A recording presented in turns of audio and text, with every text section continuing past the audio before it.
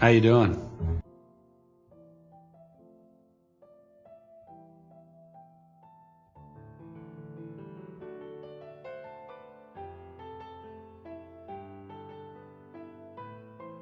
I'm watching you, Wazowski. Always watching. You get nothing. You lose. Good Turn day, on sir. the bright lights. Ready on the lights, on the action, on the camera. There he is, the big guy. Roll out that red carpet. The envy of every man. Skyrocketing star. And make way. Come on, move it, you clowns! There's the boss right over there. For Skyrim Showtime. Showtime!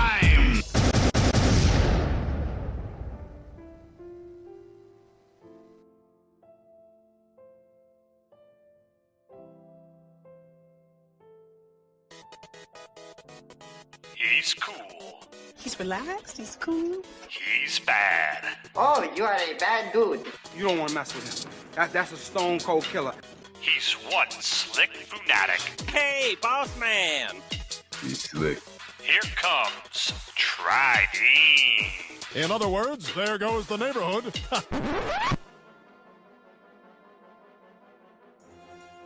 I'm afraid I'm rather preoccupied. You know, it's amazing. You are 100% wrong. I mean, nothing you've said has been right.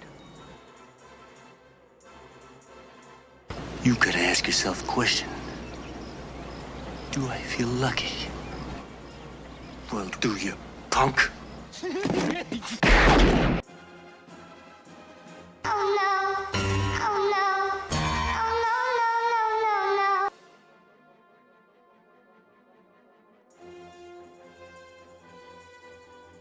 Behold the power of cheese.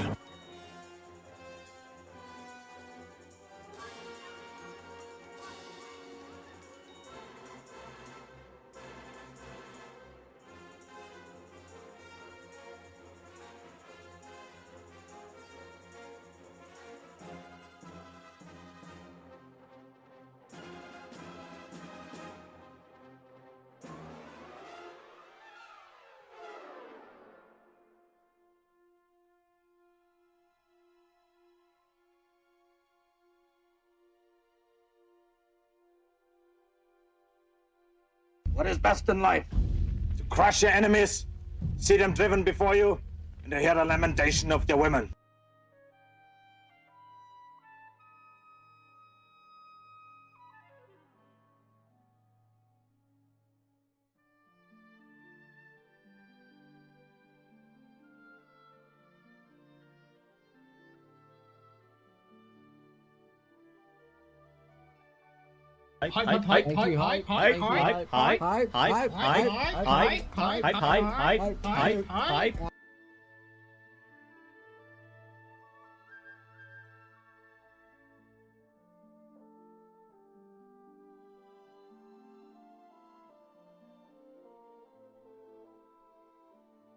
Flawless victory.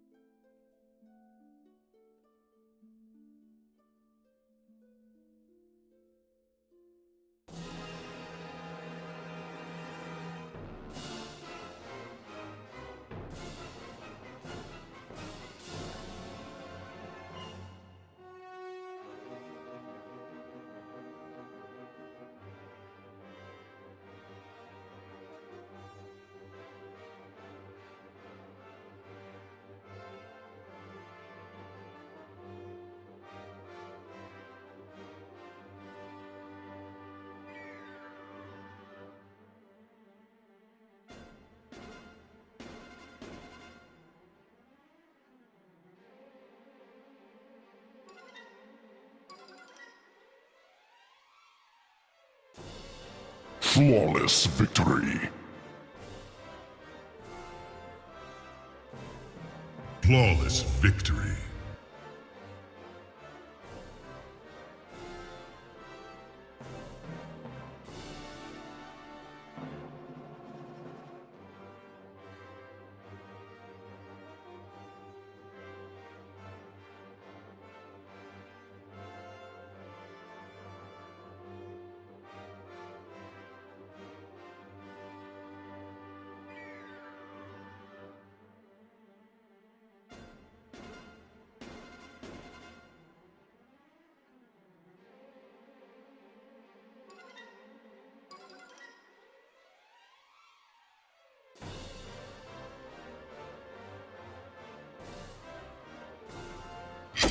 First try.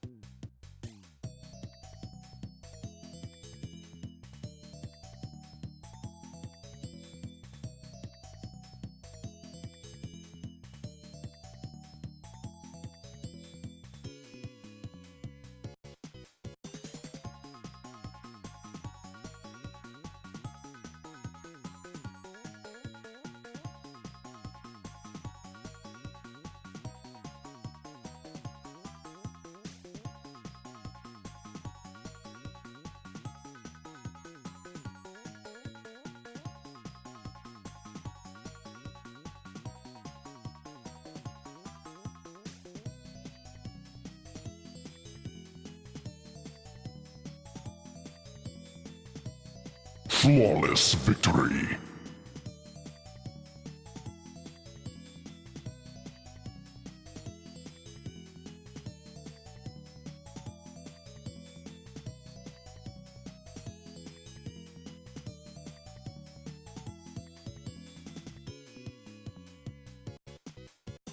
Flawless victory.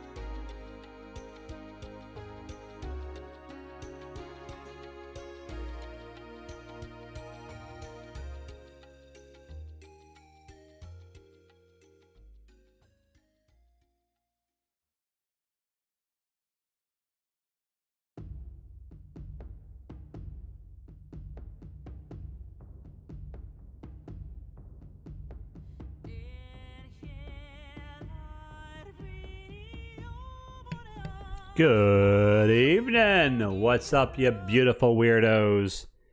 Happy Thursday. Let's do this thingy.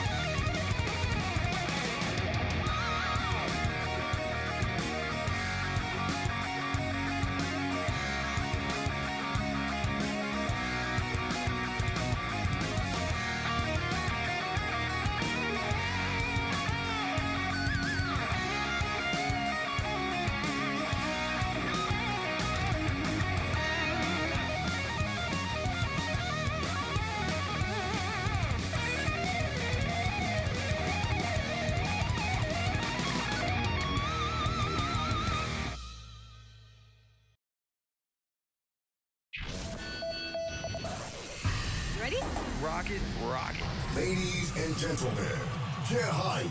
The Fanatic Zone is now live. Let's get this party started. Enter the lead, weirdo. You know who. Man Food. And away we go.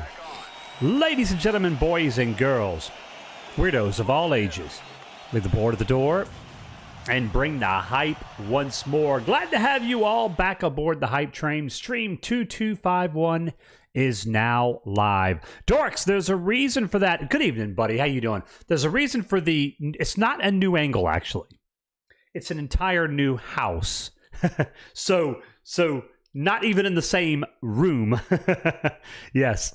But good evening, man. Vorshin, good evening to you. Voltan, Skyrim. Again, thank you guys for our likes. The first 2 likes on YouTube. Appreciate that.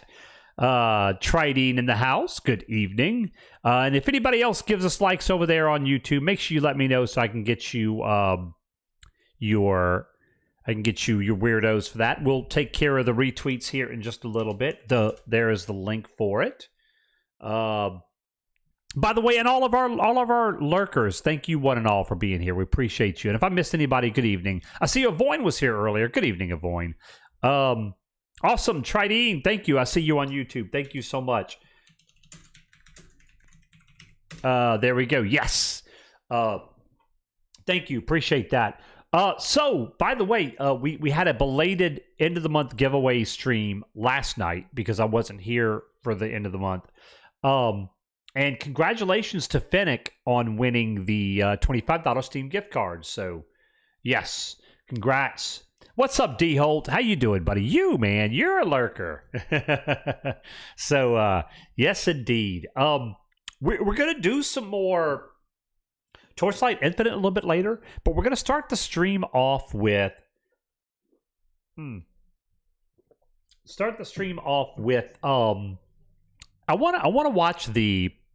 I know we had the Diablo 4 video today talking about Season 4 and all that stuff. So I would like to take a look at that before we actually get into the gameplay. So let me pull that up. I'll do a reaction video just to kind of talk about it and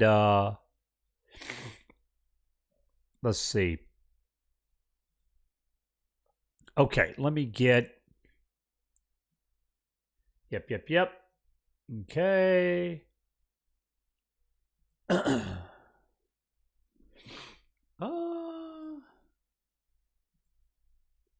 HD. There we go. Very good. By the way, I used my last month's end of the month giveaway card to win Bell to get Bell right. I'm not familiar with that. It's getting to the point where we don't have to call it the Martini way anymore. I know, right? It's amazing. It's amazing. You know what? I am gonna need. I'm gonna need my fan because it is gonna be hot in here. Give me a second. Let me go grab my fan. It's in our other room. I'll be right back.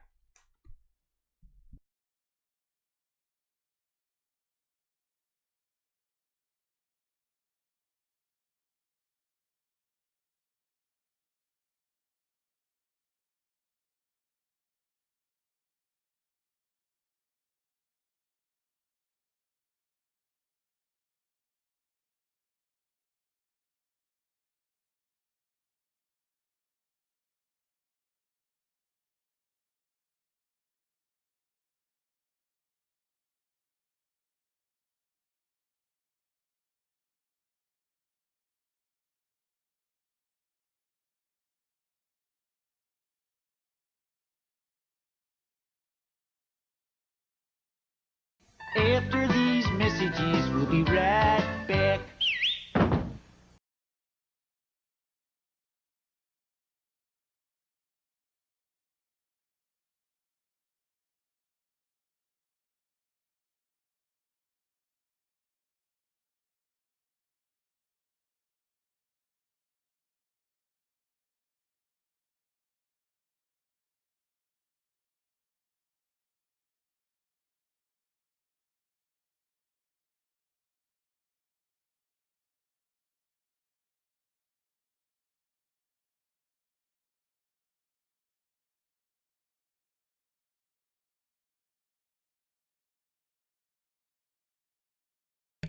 All right, there we go.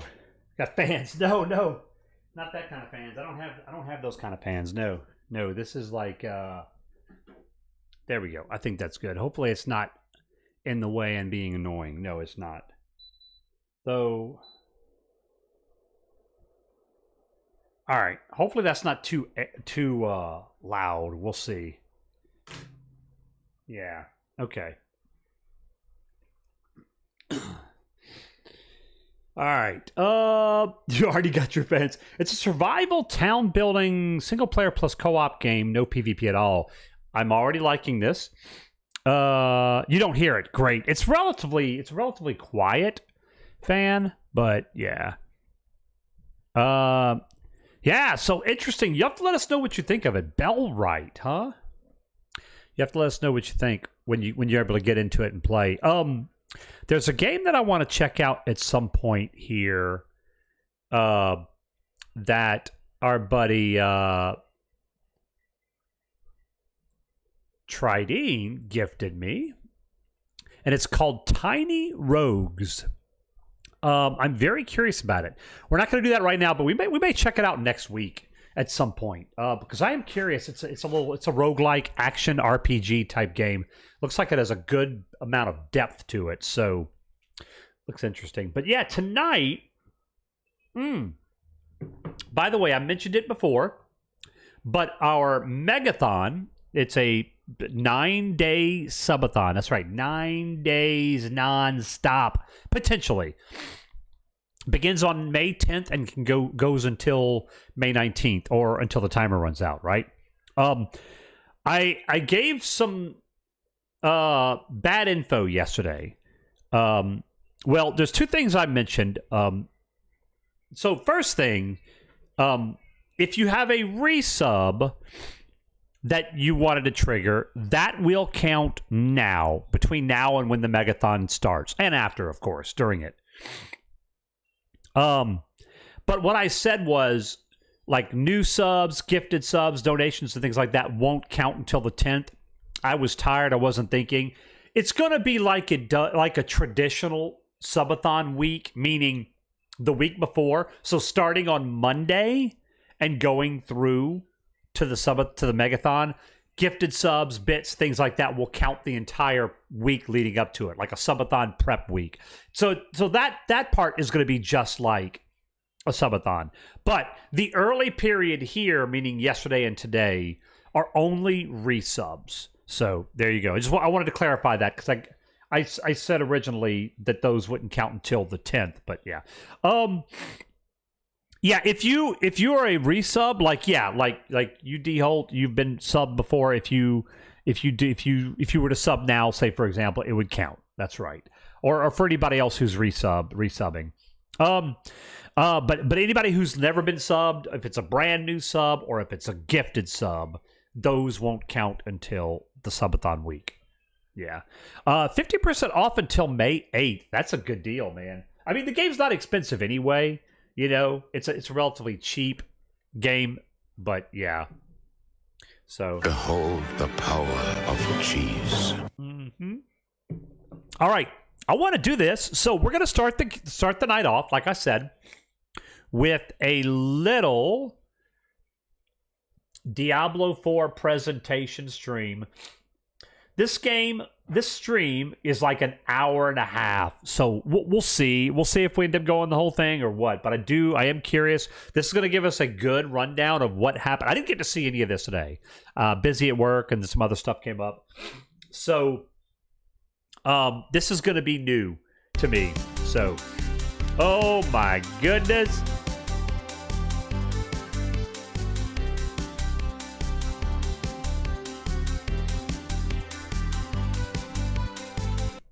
One more month until Jiggity. That's D-Holt, thank you for the 68 months, man. Thank you so much. I really appreciate that. And that puts our megathon up to 55 minutes. Thank you, buddy. That will definitely contribute.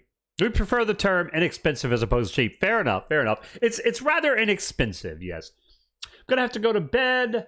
Yeah, builders ain't going to be happy when they come in the bar. All right, buddy. Vorshan, have a good night, man. Have a good night. We'll see you later, buddy. All right. So, let's do this. Let's get it started.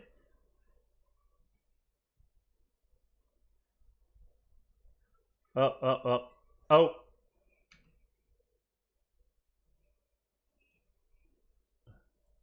Running the screen for no reason. And everyone's like, what are you doing, Adam? Yeah, okay. Hey guys, how's it going? Welcome to another Diablo 4 developer going update well. live stream. My name is Adam Fletcher. Hello, I am Adam. the community director here for Diablo. I'm joined by this wonderful panel, plus an additional head, which we will call out. But we only have 4 seats, so we have to swap people around as we go. We have to do the same thing we did during the PTR stream, which was like we swapped out like Joe Shelley, and put in Adam Jackson. That's true. We did do that. So oh my gosh! We're play more magic tricks today. But, Adam's got do you guys the want to damage. Do a quick intro? Adam's got the Damage on Tuesday shirt on. I love it.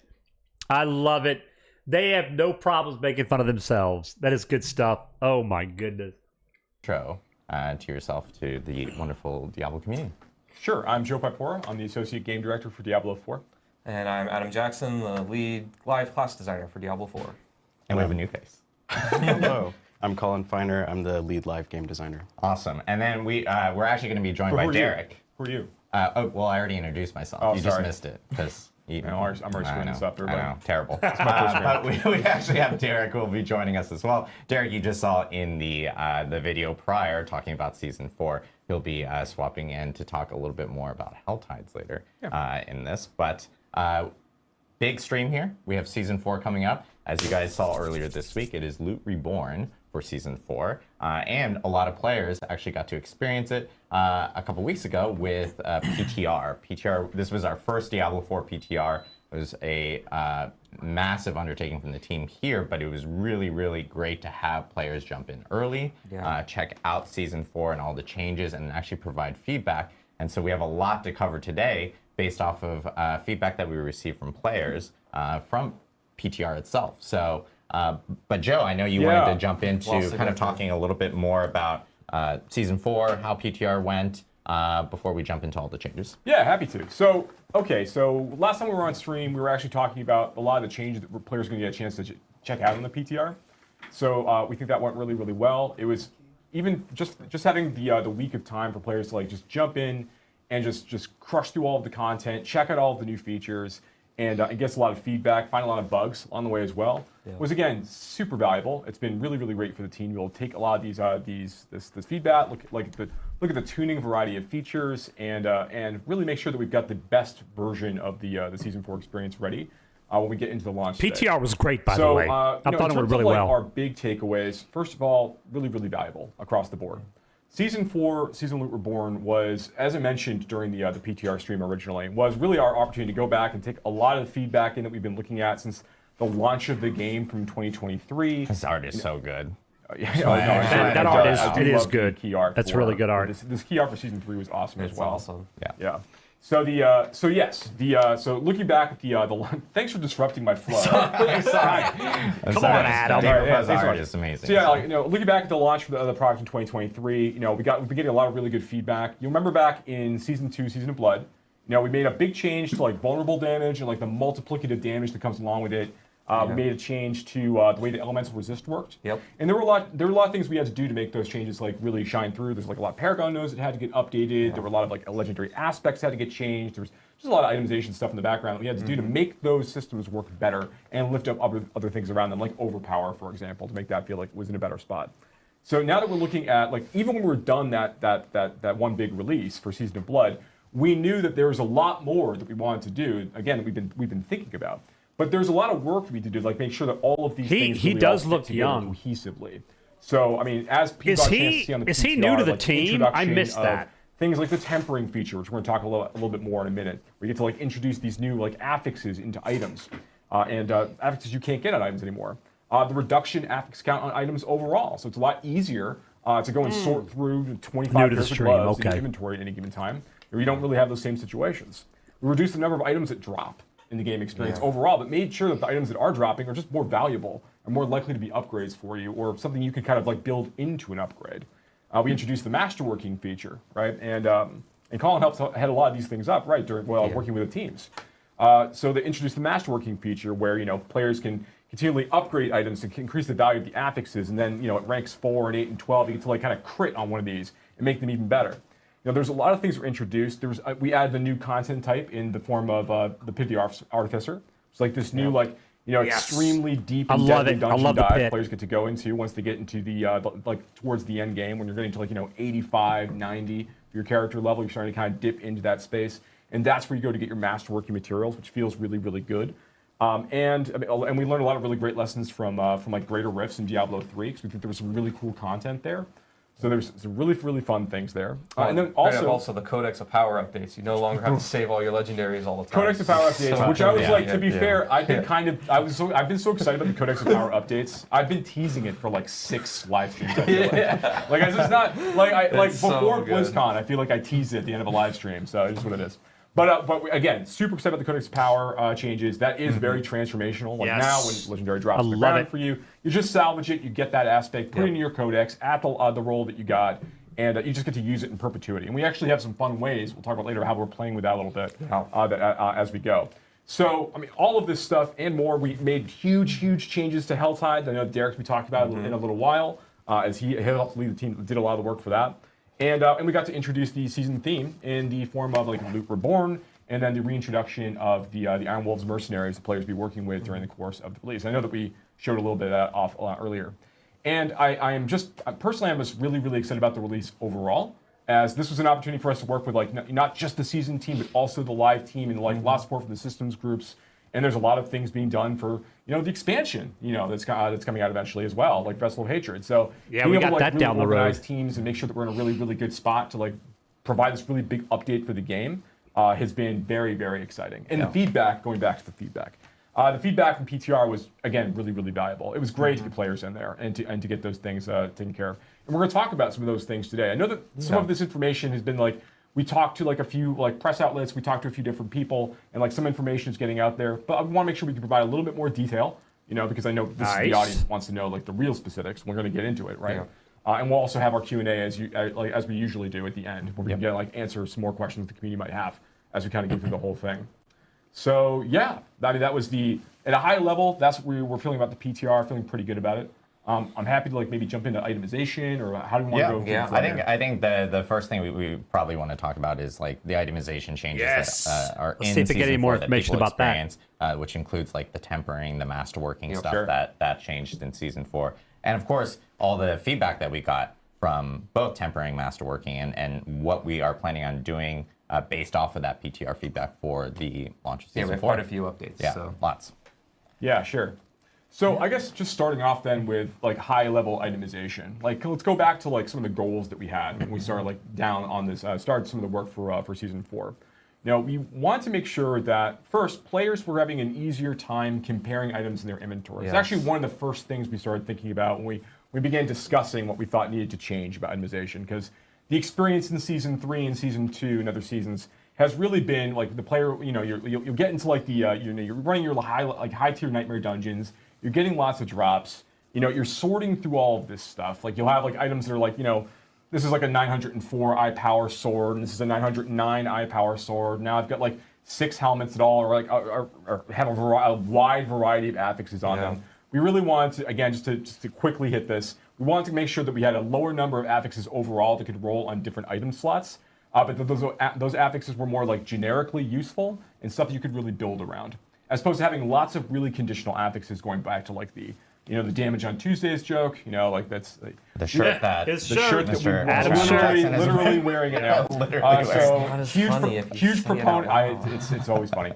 So it's obviously because it's a joke, right? Oh, jokes are always funny. But the truth is, like, we want to make sure that where we want to have conditional affixes in the game, we want to find places players would be able to opt into them in a very specific way. So initially want items that you're really dropping for you to have more generic utility, just more valuable for you overall. And also, as a result of this, make it easier to compare those items. Yeah. So one of the changes that we made is we actually reduced the number of affixes that can naturally roll on item slots. Easier for you to say. say. Like now, like a rare item can roll like 2 affixes, a legendary item can roll 3 affixes. But then later on, there's other systems you get to introduce. We'll talk about in a bit. It lets you introduce more of those.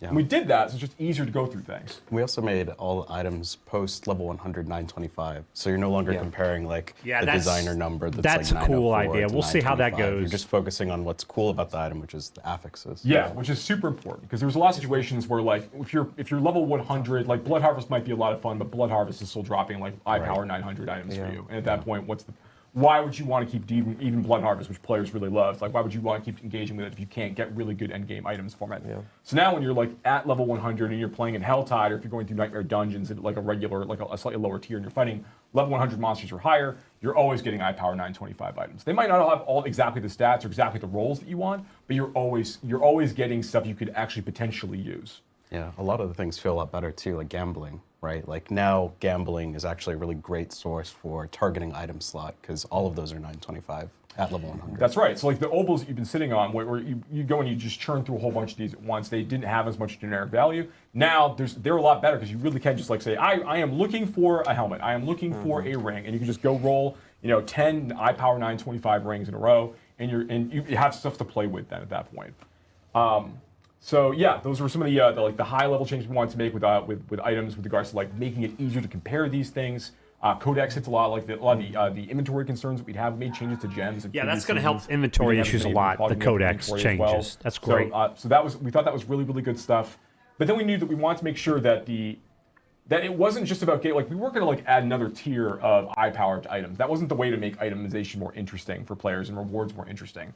One of the core things that we really want to focus around was the idea that like items have a journey. The best items have a journey, right? So when you get a really good item, it's about what the potential of that item is. What you can do with this item to make it really superior, right? Yeah, definitely. Yeah. So I want to pause for a second. He's talking about the journey of an item.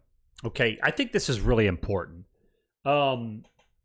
And I have a concern about the way they have the new in-game progression system working. So right now, you get to level 100, you get an item level 925. We'll go back to this in a second.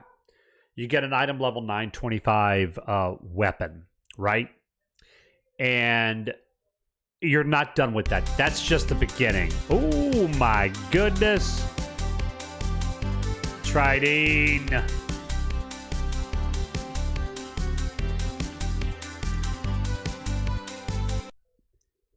Tridine, thank you for the 66 months.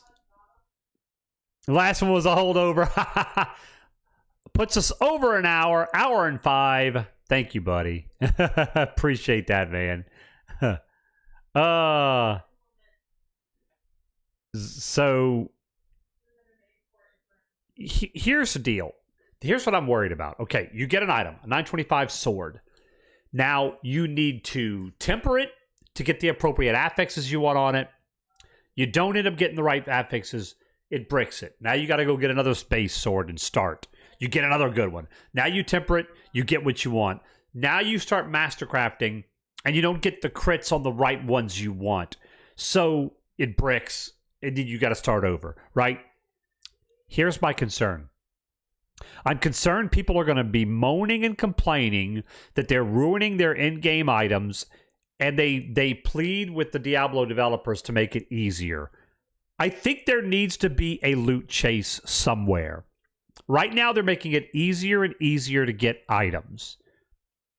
And I'm okay with having to find items and maybe bricking them because you can't find the right affixes on it or whatever, and you got to start over. There has to be a long-term grind, especially when you're talking about itemization that lasts a little bit in tempering and mastercrafting being the final, say, 10 to 15% of an item's progression. You know, you're talking about super fine-tuning an item, okay?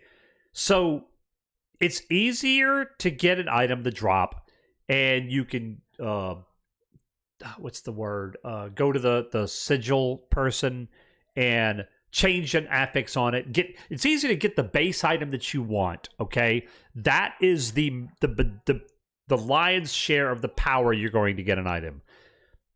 To get that last 10, 15, 20% of an item, you got to really work at it, right? And I'm okay with that. So that's my thought. I just don't want it to be easy. Depends on the goal. No one will ever get all perfect items for whatever build they're going to imagine. You're just looking for good. Right. Yeah, exactly, right? So that being said, my concern is people are going to be complaining because they're trying to get that perfect roll on every item, and they're bricking items. Well, if you're trying for perfection, it shouldn't be easy, right? If you're trying to get the 6 affixes that you really want, and then you want a crit roll on the 4 of those 6 or 3 of those 6 or whatever that you really want, well, that shouldn't be easy to do. You're talking about like perfection. And I'm okay with people trying to gamble on whether they want to try for it or just be good with what they get. Right. Exactly. Exactly. Right, Tridine? Yeah. Yeah. Don't gamble on whatever your best item is. We know. Well, you say we know that. I think a lot of us know that. Hey, OSU, how you doing? I'm worried that you're going to have the vocal minorities be like, oh, I bricked my 3rd sword, and they get mad. And that's who gets heard, right? The vocal minority.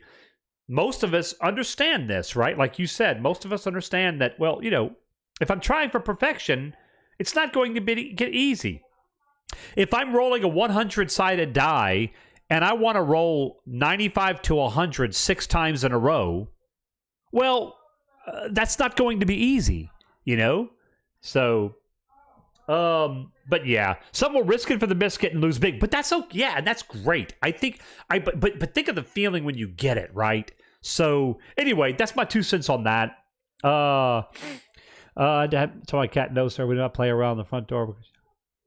Oh my gosh. I wonder where he learned that look, Serene. I can only imagine where he learned that look. Do you guys remember the commercial from like the 80s where the father finds his son like in the closet smoking a cigarette or whatever? And he's like, where did you get this? Where did you learn how to do this? And he says, from you, all right? I learned it from watching you. I can see Ivan saying that. From you, all right? I learned it from watching you. I have no idea. You have no proof. I know, right? Oh, man. Yeah, but I'm okay with the item disintegrating. If you're going for perfection, Andy, good evening, man. Regeltus!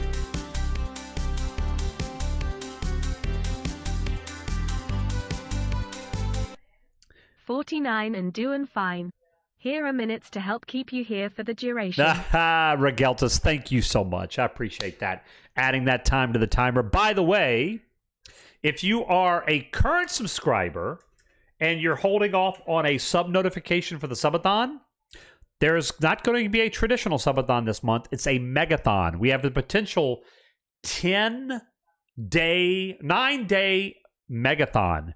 And anybody who triggers a resub notification can do so this week. However, new subs... Yeah, no, Regeltus, no.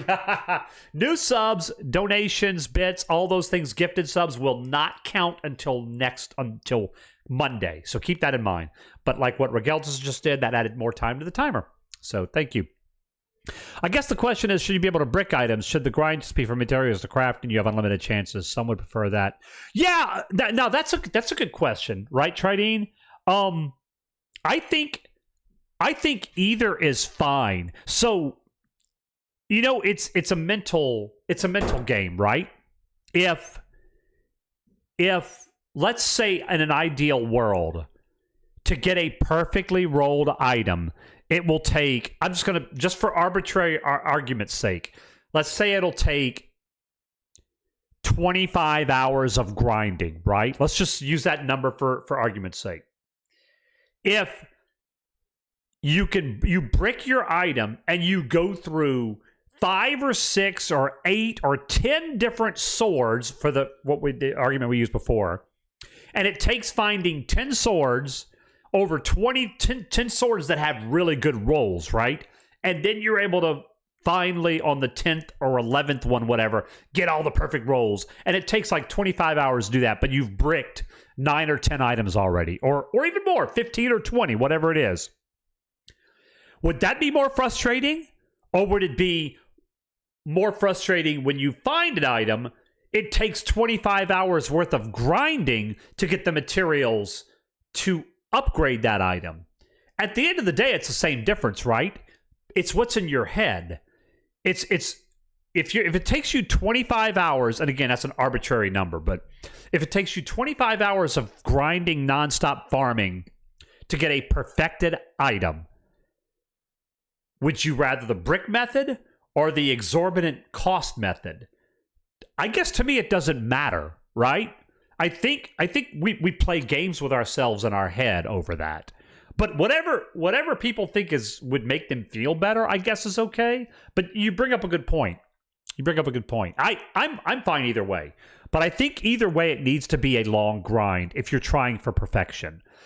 There needs to be that carrot on the stick to really aim for. So anyway, I don't want this to end up being the whole let's get back and hear them talk more about itemization.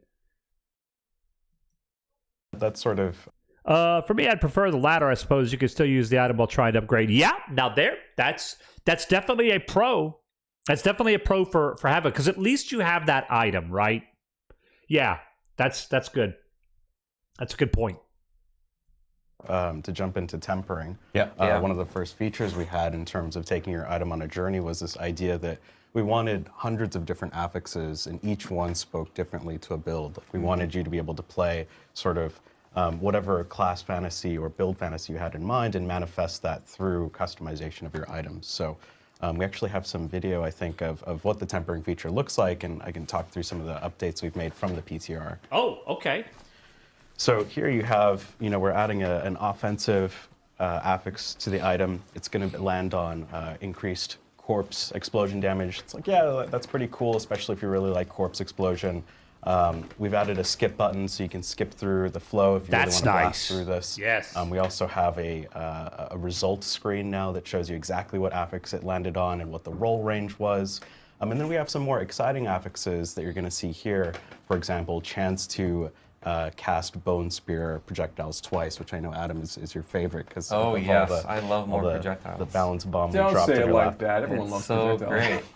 Great. It is cool, though, to see, like, being able to, like, Derek is here. So, yeah, we did our swap. But Joe's still going to be here off screen. We just want to make sure that Derek appears here. Derek is our lead seasons designer.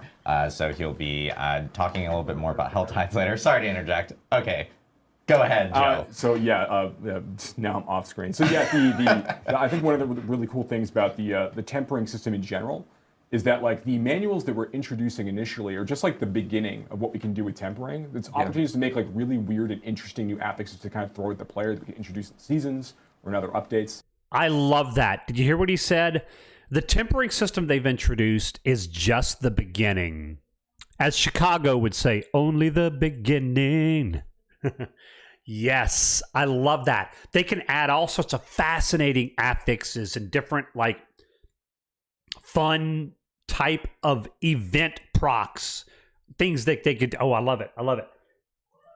So it's something we can really extend and do some really neat stuff with. Yeah, we absolutely plan to build on it in the future. Love it. Awesome. Yeah, so a bunch of improvements to tempering overall. And a lot of these, again, these improvements in tempering from the skip animations to the previews and stuff like that that players will see were based off of feedback that we actually got from PTR.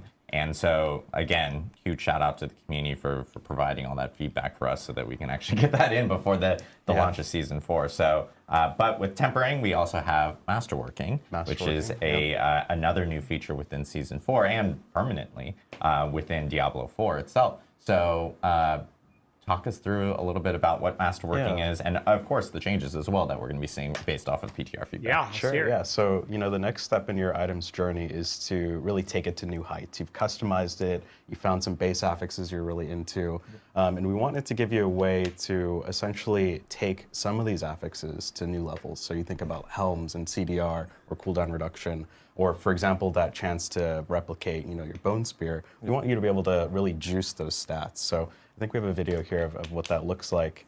Overall, what we've really done is taken a look at the feedback. We got a bunch of feedback that it was tedious to upgrade these over and over. So we've removed the animation from ranks 1 through 3. We've kept the critical, upgrade. We have the animation still there, but you can skip it. Again, sort of in the spirit of blasting across everything that we do. So you can do that very quickly. Nice, love it. Another piece of feedback that we got was that part of the masterworking process allows you to reset this. And why do you want to reset this? It's because you want to hit that specific affix you're looking for. You want to juice a specific affix. And sometimes you might miss, right? Okay, that's cool. Was that in the PTR? Because I didn't spend a lot of time masterworking. Either way, that's good. So that's kind of what you were talking about, Tridine, with the resources, right? It was. Okay, that's great. So the only thing that can brick your item then is the tempering. That's good. So we've kind of got a compromise there. You can brick on tempering, but the masterworking won't, because you can reset it and just continue pumping resources into it. There you go.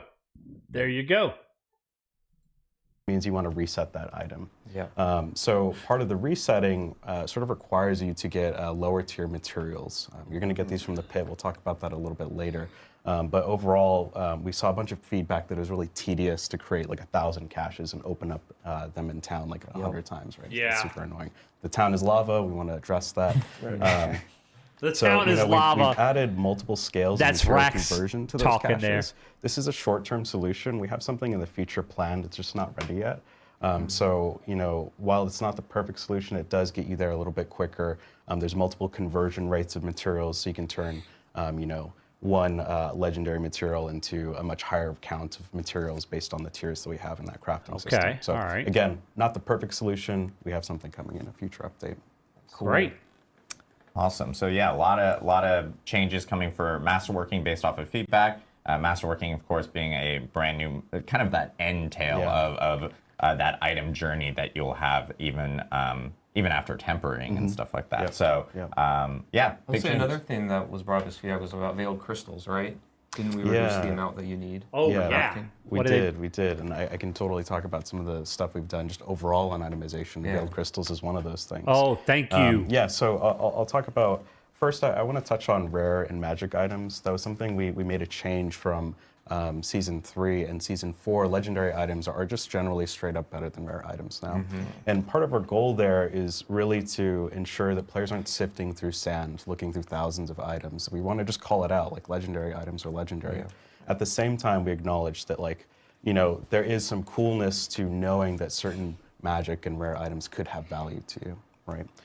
We don't have anything for Season 4 yet, but the design team is definitely talking about ways that we can bring this rarity back in a way that doesn't diminish our overall goal of trying to reduce that sort of sifting through sand feeling. Yeah. Right. Nice. So in the meantime, they can be salvaged. They still have a use in the end game. But we heard a ton of feedback, to your point, Adam, on the veiled crystals. It's just like such a bottleneck, and it's like, God damn it, I have to pick a bunch of like yellow items up to do any of the cool crafting features. What the hell, Blizzard? That's an actual player quote too. Yeah, I'm very sure it was.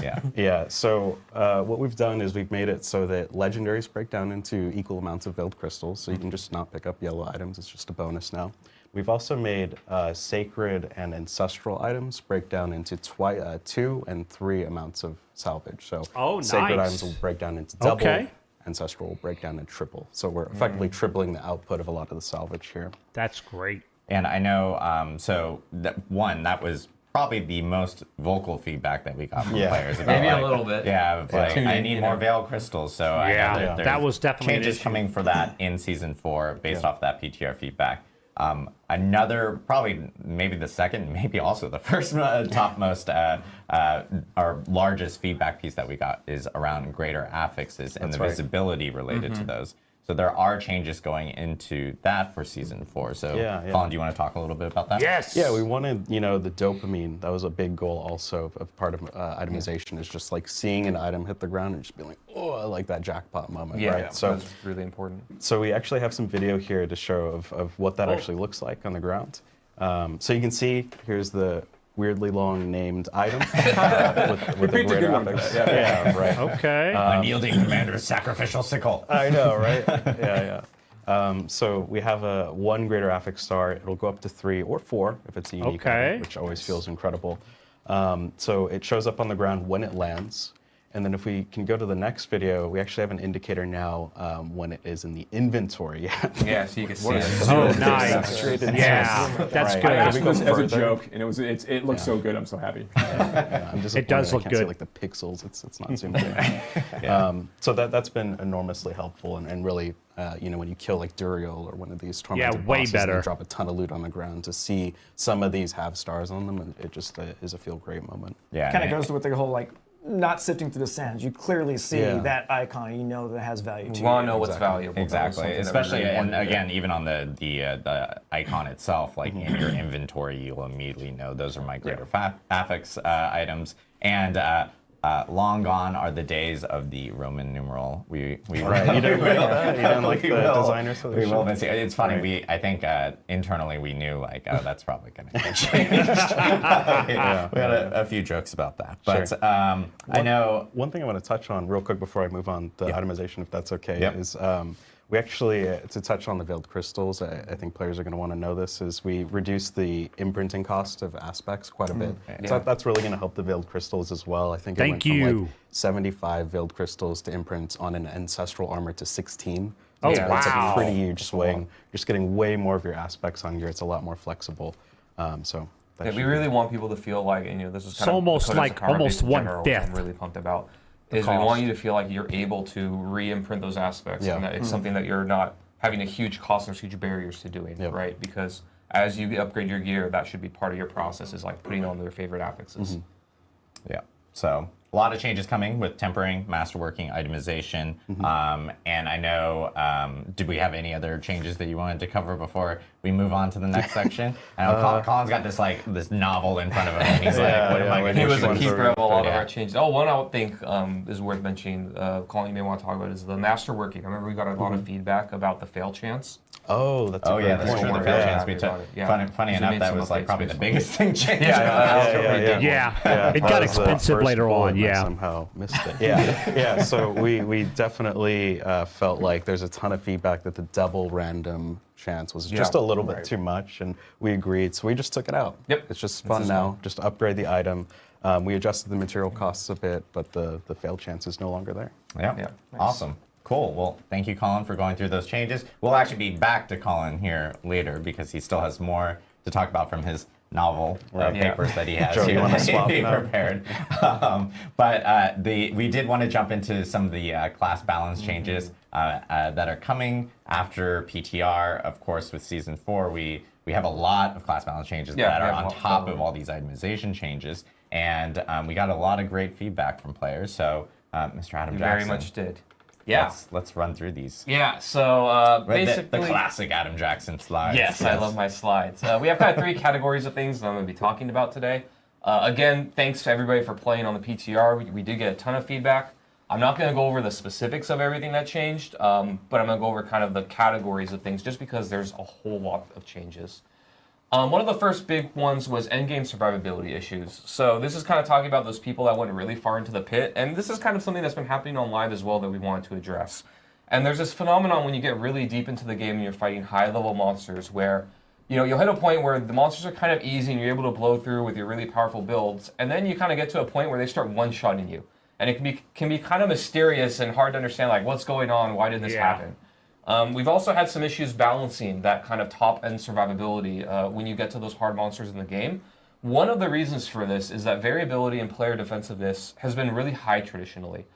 This is why when you look at the new items in the game in Season 4, you don't see a damage reduction very much at all. It's a very premium stat now that's really hard to get. And it's to help solve this problem of when someone is stacking all damage reduction versus someone who has none of it, their difference in effective health and survivability is really, really high. Yeah. And so it makes it hard to balance the game. Another part that we wanted to hit was really armor. That armor is kind of a really confusing stat. It's not really well understood how it works. And I'm going to be going over in a little bit how it works and what we're changing to kind of address both of these issues a little bit. Next is that some stats can get really high. You know, we added all these crazy awesome stats, and you can juice them with masterworking and crit them and all these things. And it allowed for some really crazy things on the PTR, which people love to post constantly at me. And to be clear, we like crazy things. You know, it's awesome to get powerful and have that fantasy. We do have to take into account things like combat clarity and computer performance to make sure that, you know, the game can still run very well for everybody. So we made some changes there to address that. You mean it's not fun to just not see the screen or the ground? I think it is for a little while. Like, it is hilarious, I think. Yeah, it's funny for a bit, but when you can only see like patches of ground occasionally. And when one player can do that, let alone when you get 4 of them in a group, it's great. And last but not least, you know, balance changes and bug fixes. I'll be going over some of them, but there's way more than what I'm covering right now today. But just know, like, we took a lot of feedback on balance, a lot of feedback on bugs. There were a lot of them that were reported, and we acted on a lot of them, and I'll give an example of some that we did. All right, so let's go into armor. So, brief history lesson this will be interesting. How armor works today. This is like when you log in, how armor is functioning. It's your stat for physical damage mitigation. So you know how you have your elemental resistance that caps at 75 and then can get pushed up a little bit? Armor reduces your physical resistance up to a cap of 85%. It can't go higher than that. That's the number. But what's confusing is the amount of armor that you need to get to that 85% cap is actually based on the level of the monster that you're fighting. And I gave some examples here. These are the actual numbers in the game. So if you have a level 50 monster that's hitting you, you know, whacking you, then you need 5,265 armor, and then you'll be at that 85% cap. But then at level 100, at every level, you know, like 51, 52, 53, it's good, that number is going up of what you need. And at level 100, it's about, you know, 9,230. And then at level 150 monster, it gets close to 13,000, right? Yeah. And so what this ends up, you know, kind of creating is that the player really never knows when they're done with armor, right? That number can scale up forever. It's kind of a hidden system under the hood. So when you're fighting these monsters, and they get way higher level than you as you scale into the pit or nightmare dungeons or whatever, you don't really know how much you need. And so this is kind of really contributing to that phenomenon where you know, you're fine, you're at the cap, and then the higher level monsters just start one-shotting you. So in Season 4, obviously it's going to be the same as Season 3. It's still going to be your source of physical damage mitigation. The cap is still going to be 85%, and you're still going to need escalating amounts of armor as the monster level gets higher. But what we're changing here, if we go forward a little bit, is that armor is now going to cap at that level 100 monster number. So that 9,230, you can write down this number. We're also going to later get into the tooltip. We couldn't get it in for the launch of Season 4, but we'll have it soon after. But it's kind of going to be like elemental resistance, where you get to this number, and then you're kind of done with the system, right? So armor is just another thing on your checkbox of things you want to do as far as defensive survivability. And once you get it, you're done. You know, you can get it from gear, legendary aspects, and so on. Particularly in Season 4, I think this will be a little bit of an easy number to hit. We're not trying to make this super difficult or hard to do. It'll be very achievable for you when you're a level 100 player. So here we have a zoom in on the tooltip so you can see This player has, way above that 9,000 amount of armor that they need. They have close to 16,000. But you can see there, that it's capped out at that 85% physical resistance. And again, soon after the launch of Season 4, we're going to actually put the cap that you need of the number that you're chasing, because we want you to know what the goal is that you're trying to hit. So that means they have a lot of room for optimization, right? Correct, yeah. This means that this player can actually give up armor on some of their, tempering or item affixes and look for other stats. Like, that's kind of the point. So next, stat caps. So, now that we've introduced a lot of ways to get really high amounts of stats in the game, we want to kind of control for visual clarity, what a player can put onto their screen. So kind of similar to some caps we have already in the game, like attack speed or elemental resistance, we're putting some caps on cooldown reduction and the increased area size. It's really fun to get those giant frost novas that cover the screen, but when it goes like 2 or 3 screens away, it can get really noisy and messy. So we still want these stats to be really powerful and impactful, but just control a little bit the amount of insanity that they can bring. And one thing on this cooldown reduction cap, to be clear, this is not just CDR across the entire game. This is just capping what you can get from gear. So this is like the base cooldown reduction you get when you first cast a skill, what it's going to be. You can still get cooldown resets or additional cooldown effects from things like the skill tree or legendary powers that just reduce the cooldown of your skills as you do certain mechanics. This is just like the baseline cap that comes from your gear. I think when we looked at the cap for area effect too, we tested it on Frost Nova, and we were like pretty meticulous on what that cap should be, and it was still massive. No, it's huge. Yeah. When I say like we're making a cap, you're still going to get to insanity when it comes to what's on your screen. It's still going to be awesome. So you can see here, this is just showing you what the tooltip looks like now. So we're going to be showing you, as a player, what those caps are, so when you're evaluating your gear on your tooltips, what it is. And then same thing here, you can see here, like the dust level area effect size bonus, it caps at 100%. Next, balance updates. So again, like I mentioned before, we made a lot of balance changes based on feedback. Again, thank you for playing and giving us all that feedback. I'm going to go over some of the things. One of the bigger categories of things was, again, like I mentioned, those changes due to combat readability and balancing player power. Okay, yeah. The Dust Devils was ridiculous. I didn't experience it myself, but I do remember seeing some videos of like Rob and some other players who were playing Barbarian, and then it was silly ridiculous how many Dust Devils there were. You couldn't see anything on the screen, which kind of defeats the purpose. So, yeah. A few examples here of things that we're reducing are like the amount of dust levels that can be on your screen, and Fractured Winterglass, one of my new favorite uniques we're bringing in. The amount of frozen orbs that could span the screen is going to be reduced a bit, so I want to prepare you all for that. Again, to be clear, you're still going to spawn a whole lot. It's just not going to be like insane amounts where you can't see things anymore. They're still going to be very powerful. I'm even going to show a video a little bit later of kind of the difference of PTR to what's going to ship in the game. Some other things though that we're doing, Fortify. We wanted to increase the amount of damage reduction that you get. This is just Fortify across the board, the base mechanic. That DR is going from 10 to 15%. And this is because before, when it was at 10%, we had to take into account that players could get damage reduction from a million different sources throughout the game. Now that it's more rare and more premium, we can actually make this mechanic in the game a little bit more impactful and feel like you're a tankier player for opting into this, these kinds of builds. We also made a lot of tempering affix updates. I'm not going to go into detail of them, but just know like what you saw in PTR and what's going to ship, you're going to see a lot of improvements, a lot of balance changes, even some shuffling around of the affixes to make them in ways that make more sense based on feedback. And then we did do some class changes as well. I'm only going to give very few examples here, but just know that there were quite a few. One is Druid players. Companion Druid players always harass me. They want that build to work, and I agree. It's really cool.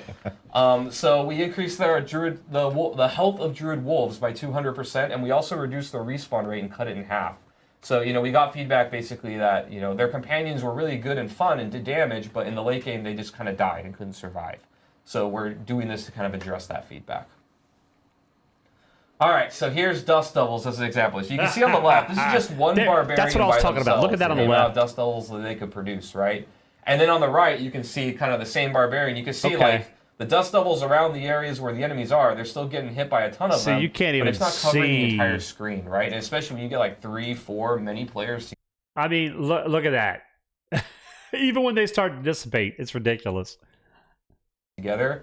It really becomes insanity. Yeah, especially when you're in a party of 4 barbs, or it's just like everyone's a barb and I don't know where I'm walking. Yeah, and other classes could do that kind of thing too, not just Barb. But this was kind of a good example. So this It's kind beautiful, of he says. And then next we have another class change. So Scoundrel's Kiss. This is another one of our new uniques that rogue players gave us a lot of feedback on. So a quick summary of how this new unique works is it kind of changes your rapid fire skill from shooting straight and hitting a single enemy into kind of a mortar skill where you shoot up into the air and then your arrows fall on the ground and explode. See the quote here? This will blow your hair back. Lyndon, little trivia. That is the Scoundrel companion from Diablo 3. His name is Lyndon. So funny little Easter egg throwback to Diablo 3. It's really, really cool, but one of the pieces of feedback we got was that when you launch the arrows... Yeah, he's in 4.2 in one of the later quest lines. That's right. That's right. So if you were trying to do single target damage, it could actually be a nerf unless you walked right up to the enemies and shotgunned them. And while there was a way to play around it, players weren't really happy that we transformed the skill so much that it went from a ranged skill to kind of a melee skill. So we made an update here, and we have a video of the before and after. But basically, you see on the piece here on the left here how it goes in a big line, and then the player has to run right next to the target dummy to do the full damage to it. And on the right now, you'll see basically range you have. Where those arrows are going to drop, and they just all go to that area. That's great. So you can hit a single enemy, but you also hit all the enemies around it because the arrows explode. So it should be a lot more usable compared to Nice. Can Scoundrel's Kiss ricochet with my rapid fire? I'm pretty sure yes, it can. So it does all the things and inherits all the things that your rapid fire does. That's very. I haven't played Rogue yet. Being gimpy today. Oh, I'm sorry, Martine. I hope you're not in pain or anything, man. Yeah. So I may actually start season 4 with a Rogue. I might, guys. I haven't played it yet, but maybe so. If I do, I'll be going a ranged build. Pretty cool. But can it double projectile? I'm pretty sure it can, just like everything else. Yes. Yes. Spam everywhere. Yes. We love spam. And last but not least, bug fixes. Like I mentioned before, there were a whole lot of bug fixes reported to us. Thank you all for getting them. We addressed pretty much every about the Helltide changes. Men's Helltide change is probably one of the most popular features and changes that we've introduced in Season 4 with PTR and people being able to experience it. Of course, we got feedback based off of players jumping into Helltide, and we do want to go through all that with Derek. And then we also want to talk a little bit about the season itself with Derek. So, yes, Derek, please. Jump in? Yeah, just a few things to cover. So as you mentioned, the players who joined us when the PTR or caught all the various blog and video posts and whatnot know that with Season 4, we're introducing permanent upgrades to the Helltide experience. Heavy focus on improving and enhancing, I guess, monster density and activity variety. So there's a ton more things to do in the Helltides, and as a result, there's just a ton more monsters to mow through in the Helltides.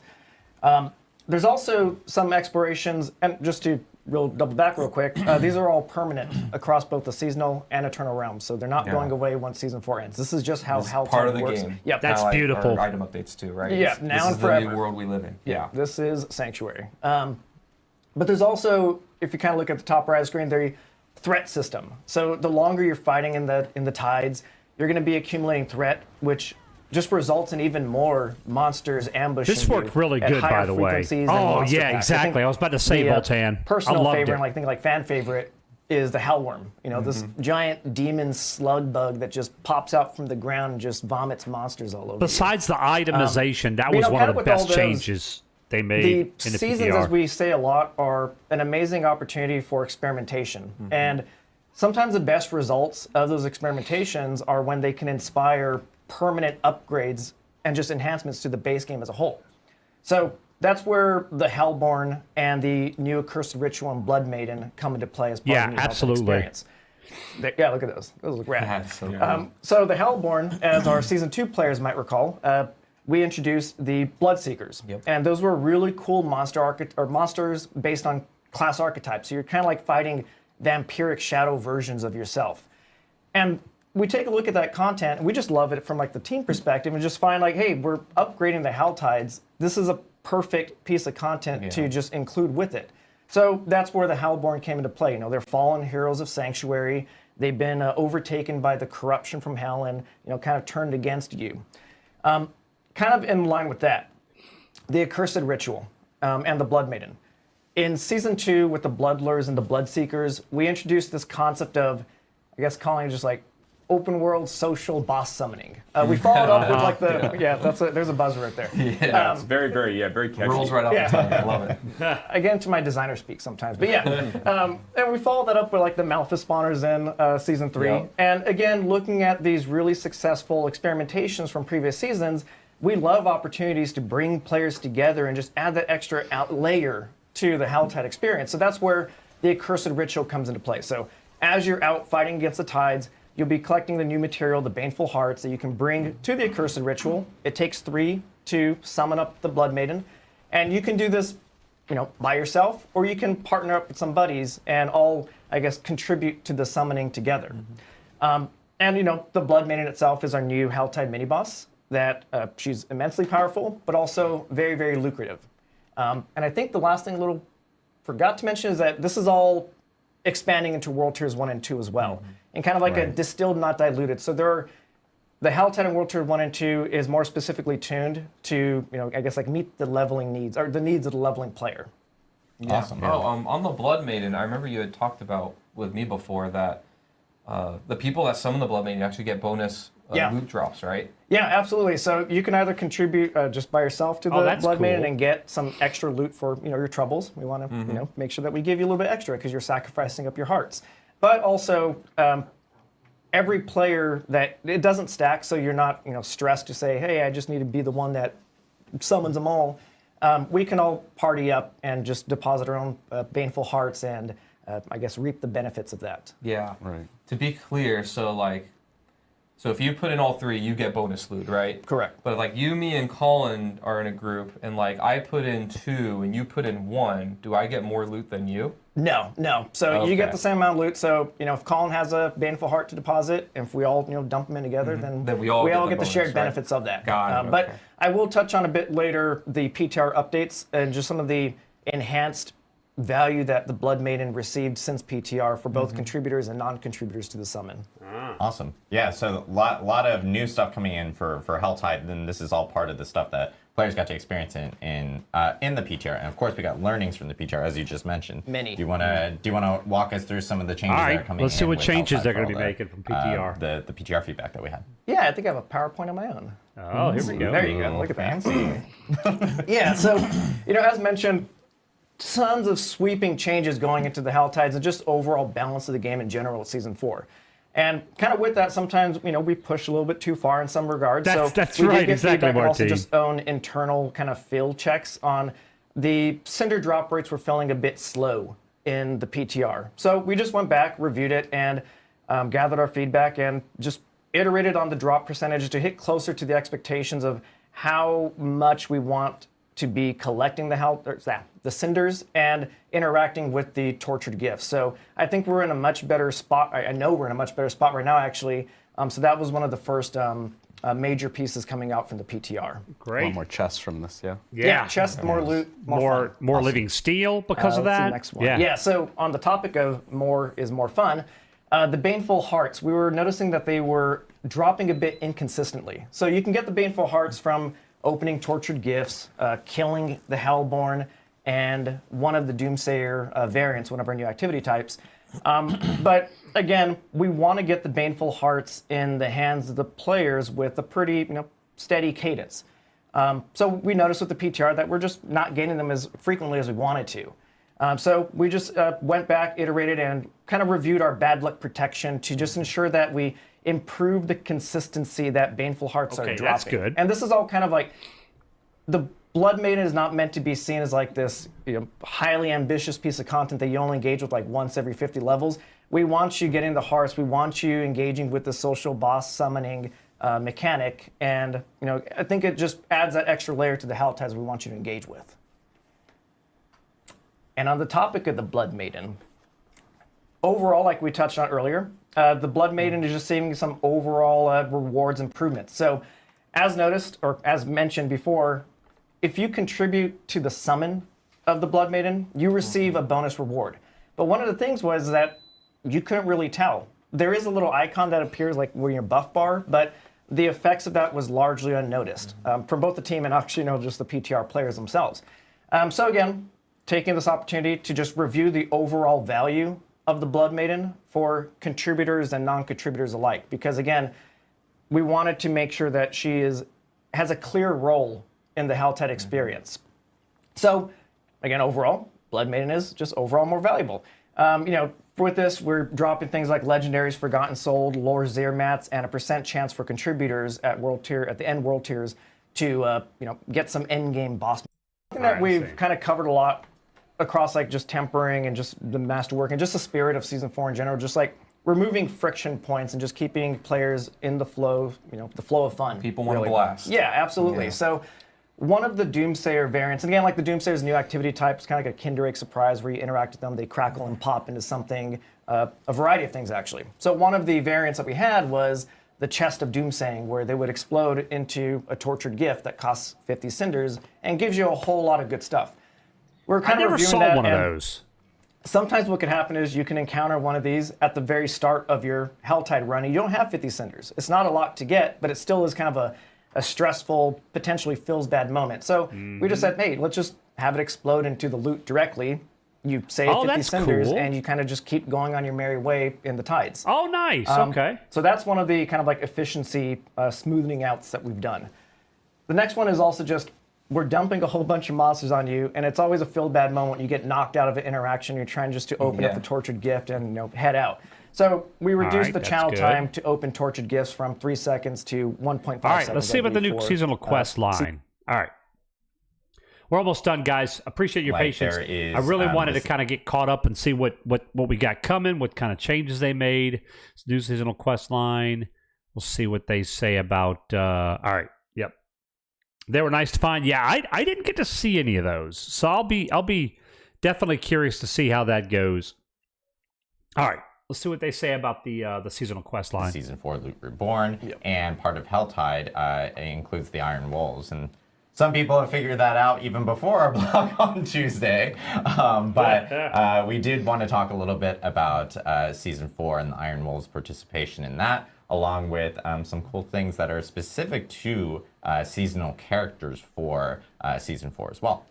Yeah. So again, as mentioned, the players who joined us in the PTR, or again, caught all the various blog posts, will notice that the Iron Wolves are now a permanent part of the Helltides. They're fighting and dying alongside the players now, and they're here to stay. We're talking about that a lot. However, for our seasonal players, we have the Call of the Wolves seasonal activity, where players will get to spend a bit more time with the Iron Wolves and go on a bit of a journey with them to try and uncover the potential root cause behind these rising tides and uncover this mysterious phenomenon that's threatening to corrupt and consume the Iron Wolves from within. In addition to that, again, the Iron Wolves are in the Helltides with you. As players are fighting and dying alongside the Iron Wolves in the Helltides, you're also going to be earning your way through the Wolves Honor reputation system. And this is seeing you progress your way through a collection of just super juiced rewards that are specifically tuned to overpower your leveling journey from level 1 to 100 and beyond. The main pillar for this reputation track was really pushing the player's powers forward. The player power forward. There you go. The player's power forward, and giving them early access to gear with juice stats, legendaries, materials, boss materials, and even a resplendent spark as like a cherry on top at the end. We love the juice. We do love that. Resplendent spark. Okay, so the resplendent sparks are the items you need. You can use them to make an uber unique item. So they're really strong. Problem is you need 4 of them, if I remember correctly. So we'll have to see how. I don't remember how you get the other ones, or how you can get the other ones. But yeah, they're not going to be easy to get. But at least you get one from the season journey. That's kind of a cool thing.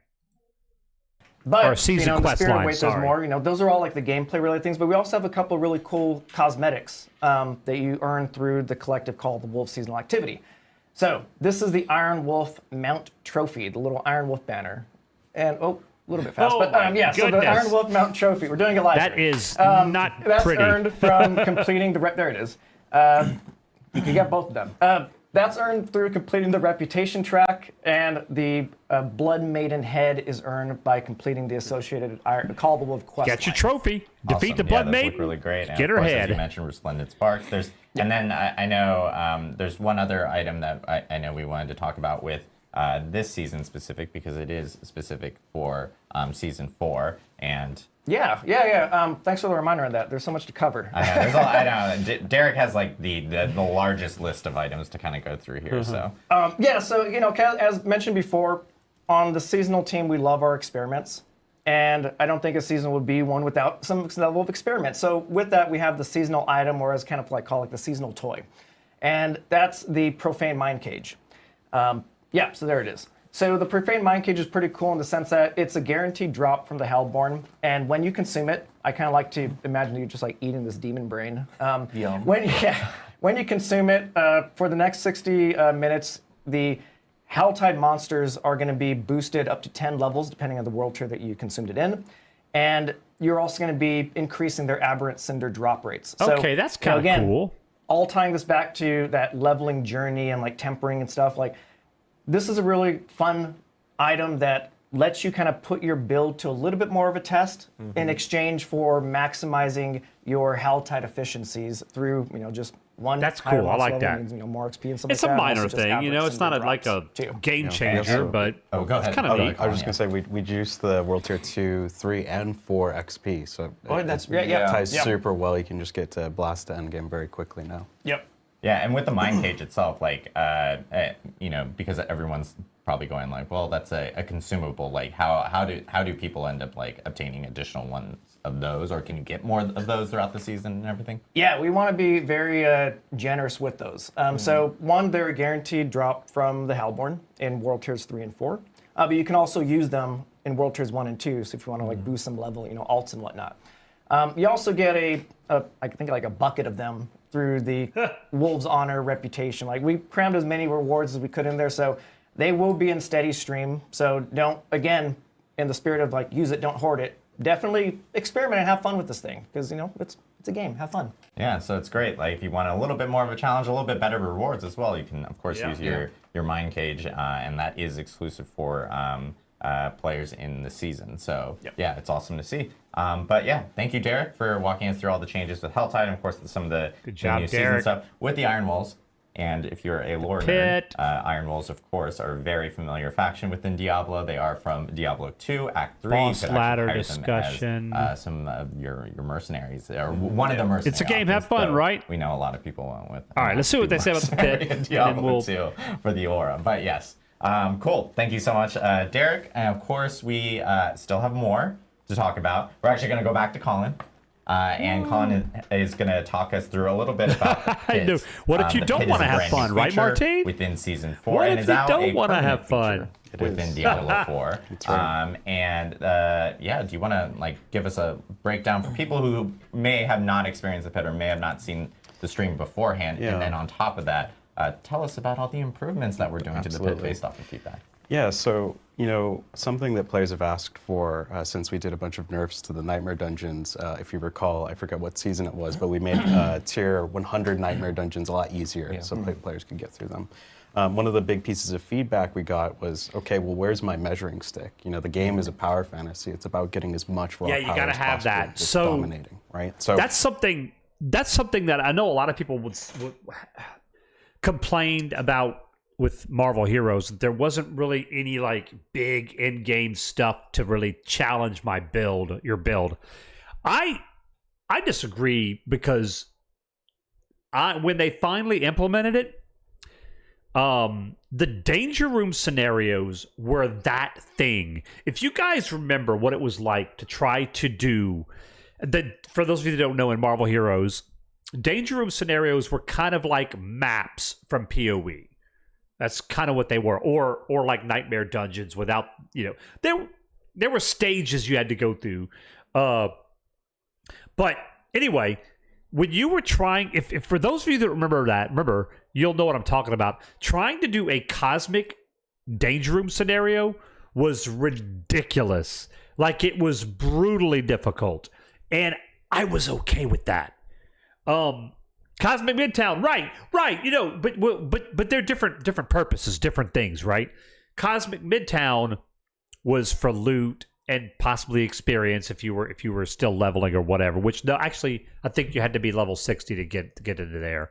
But anyway, yeah, Cosmic Midtown was for like a pure amount of just raw loot if you were trying to get item upgrades, besides like specific boss drops. Anyway. Danger Room scenarios, I felt, yes, there were currencies you could get to get boxes to target specific uniques and different rare items that you could were hard to get. Okay, but my purpose for doing Danger Room scenarios was that measuring stick. I wanted something to test me, and let me tell you, even after my Spider-Man was pretty well optimized, I still had some upgrades I could get, so it wasn't perfect.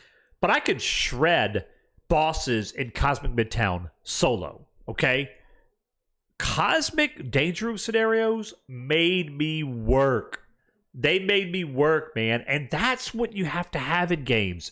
You have to have that measuring stick to see, do I reach where I need to reach, you know? So I like that.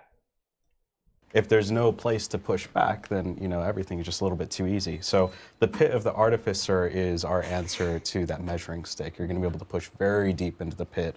There's a lot of levels. We were inspired by Abattoir of Zir, but to be very clear, Abattoir of Zir was a special case in that each tier jump was just like brutal. It was right? like exponential. Yeah, it was like ridiculously hard every single tier, and it's like, you could only get to 7, which isn't very heroic or powerful, right? So we've taken a lot of the learnings from Abattoir of Zir.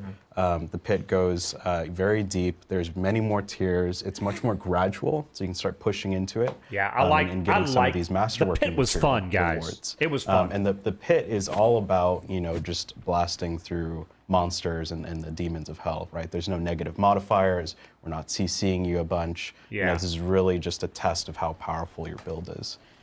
So from the PTR, we actually got feedback that it was way too easy because we added a ton of power through tempering, through the Codex of Power. It's just much easier to get a lot of those aspects online.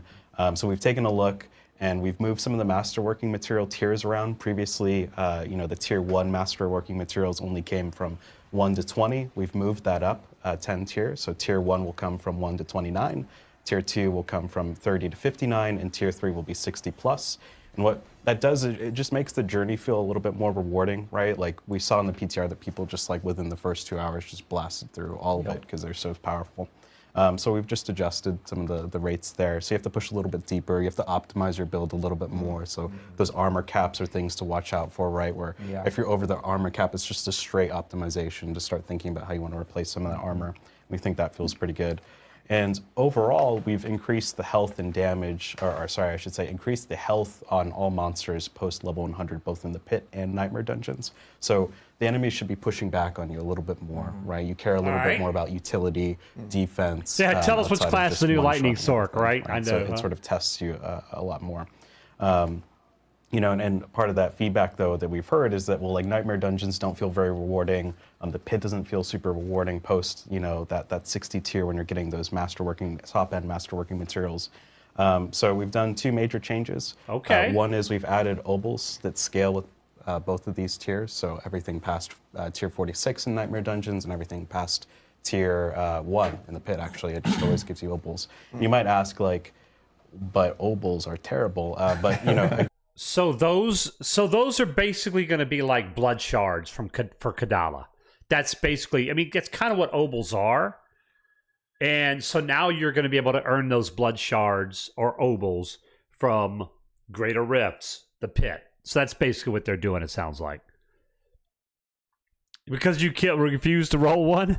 Again, why do I want obols, Colin? I know, right? A big part of season 4 was that we made the gambler guarantee 925 legendaries at level 100, and those legendaries can roll greater affixes. So if you blow a ton of obols on two-handers, for example, those two-handed legendaries you're getting are the same as anywhere else in the game. So it's actually a huge efficiency boost to getting the items you're looking for. That is You can get like some of the best items in the game from the Opal vendor now. Absolutely. So that makes them a lot more valuable. And one thing that is also changing with Opals is like, because when people pick up Opals, they're like, oh, I've got my cap, and you're now probably like, someone's like I gotta typing, run back to town. but Colin, the Opal cap is fucked.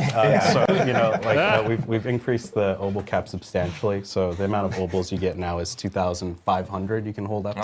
So you can just go to the gambler and be like, give me everything, and you can just do that a couple of times. So get your Opals and hit the tables. Pretty much. Yeah, exactly. And the items are incredible. And just to like double down on this for a second too, like one of the things that we also did as part of this, like when you use the enchanting feature in Diablo 4, you can't actually enchant off of an affix into a greater affix. That's right. Yes. So when a good item drops for you in the base game, you can't try to like roll for greater affixes off the enchanting system. It's good for getting you to a stat you really need in a situation where an item didn't get you what you wanted. Yeah. But now with the Opals vendor, like those items, not only are they iPower 925 and they have the chance to be legendary, of course, like the Opals vendor always has. But you also have a chance to get greater affixes off those gambled items. Yeah. It did. So if you're looking for a particular pair of gloves, you're looking for a particular helmet, and you're saying, I really want a greater affix version of cooldown reduction on my helmet. Right? Like now it's like, okay, cool. I'm going to take my 2,000 Opals. I'm going to go to the vendor. I'm just going to gamble, and try to get that one helmet. Yeah. Like now I have a chance to really do that, and this is a way for you to like. Getting more drops and such inside the pit is one thing, but giving you more choice when you get out of a pit run, I think is very, very valuable. It's going to feel way better, Absolutely. Yeah, and another change we made was to Glyph XP. We got a bunch of feedback that's like, Nightmare Dungeons. So we've increased the Glyph XP by 25%. Oh, wow. Faster leveling. And we've also scaled the amount of rune shards, which is the pit currency to get into the pit, with Nightmare Dungeon. So you can create sort of a positive feedback loop if you're really strong, you're really powerful. Okay, that's you're hitting cool. those tier 100s. In the Nightmare Dungeons, you're getting tons of pit keys that you can then translate into the pit and just get lots of runs and lots of masterworking there. Yeah, so a lot of feedback from Nightmare Dungeons. People were saying like, hey, are we planning on making any changes to that Glyph XP? And so there are some. We sure did. We actioned on it for sure. So and then there's funny enough. There's also even in the season journey, I believe there's also like changes to the ashes themselves where you can actually use that to boost even like Glyph XP is also part of that with the season journey. So very cool. Now that's stuff that we have. One more. Sorry. There's more. I have this list. All right, before he goes to the last one, that's really good. The ashes that you get in the season journey to give you certain perks, those felt a little underwhelming. But if it's going to help, if there's a way to boost Glyph XP, that's kind of a useful thing. You know, besides there were a couple others that you could get that were really helpful. Like I think you could get like regular XP boost, which was nice. You know, stuff like that. But yeah, it's cool. But then I don't actually read it. But then it's just he like a doesn't prop. actually Yeah, sorry. The one other thing that we did was we heard a bunch of feedback that players were dying at the end of the pit because we have this like shadow boss that sometimes comes in and throws a wrench in what you're doing. And you know, as much as I push for learn to play, you know, our encounter designers. I like the good philosophy person. Ruthless. Absolutely. Take that, hardcore players. Surprise. Surprise. Isn't it fun to die after you killed the boss? So our encounter designer did an amazing job cleaning up a lot of those affixes after you kill that boss, and the arena should be clear now after you kill that boss. Nice. As Kat says, get good. Get good.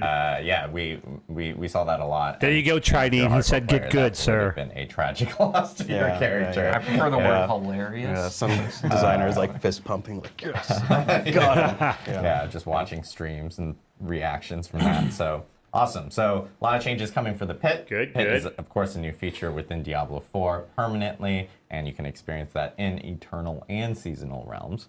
And of course we have some updates to the boss ladder because the boss ladder itself is changing pretty significantly. We talked a little bit about like how you can get additional materials in other places that Derek had mentioned, but Colin has additional like points that he wants to bring up about the boss ladder because we got a lot of feedback on that, and there's some new changes to it with Season 4. Okay. Yeah, so we added Endariel, the best lesser evil. Yes.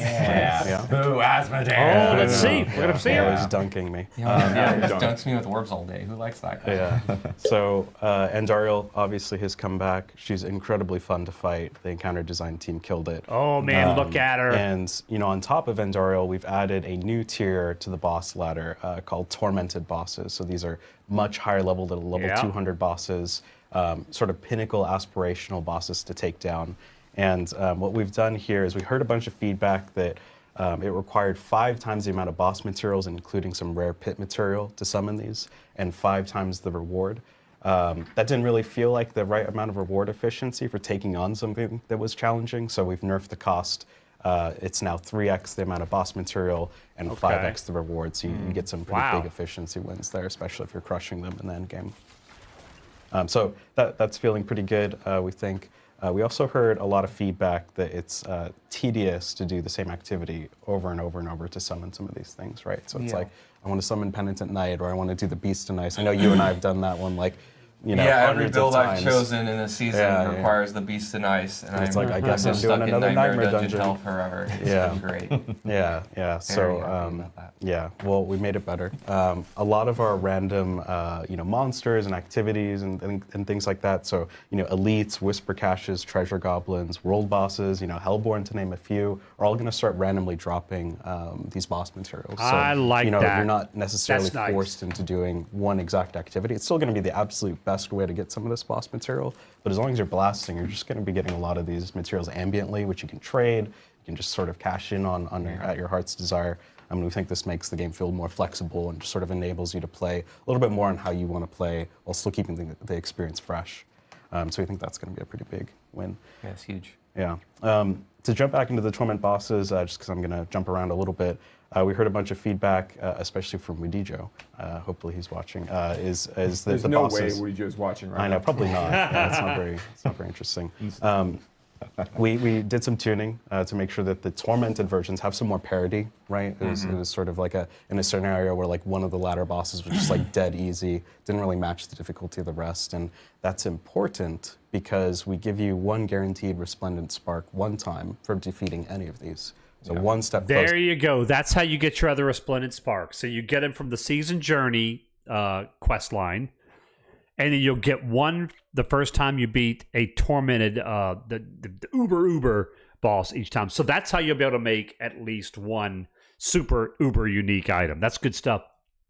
To getting that uber unique that's not just a raw drop of your choice, which is pretty awesome.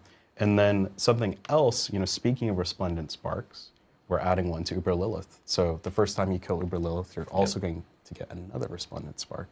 So now that brings us to 3 opportunities of being able to earn yourself a resplendent spark. We heard one from Derek at the end of the season, the Iron Wolves, board, and doing that within the season. We now have one with the Echo of Lilith, and of course one with your first tormented boss as well. So additional opportunities to earn resplendent sparks, and of course you can still salvage your any Uber gear that you do happen to find, and you can actually earn a resplendent spark. So what that means is if you do all of these and then you get an Uber unique, you can actually change that into whatever one you want. Okay, so I misunderstood. So you only get a resplendent spark from your first tormented boss kill, not the first time on each one.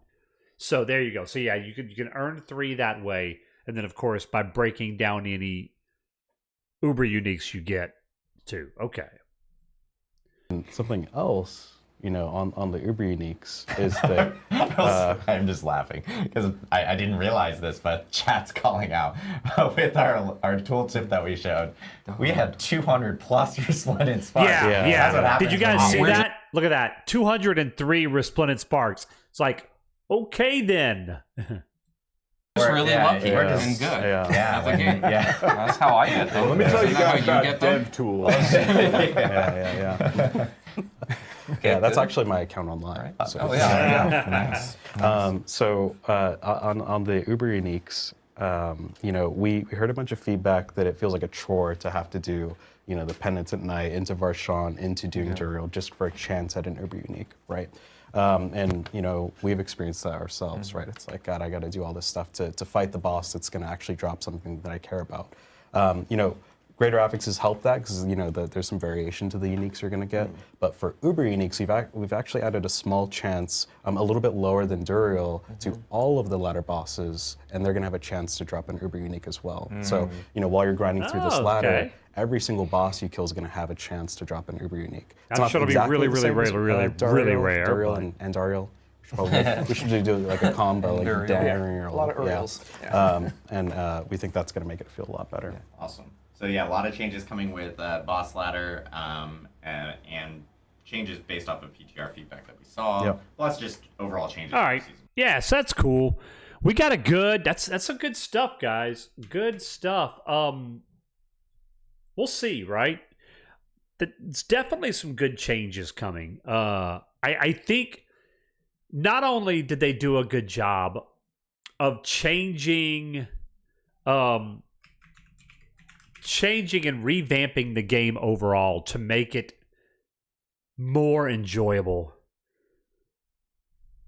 Oh, I gotta sneeze. Pardon me.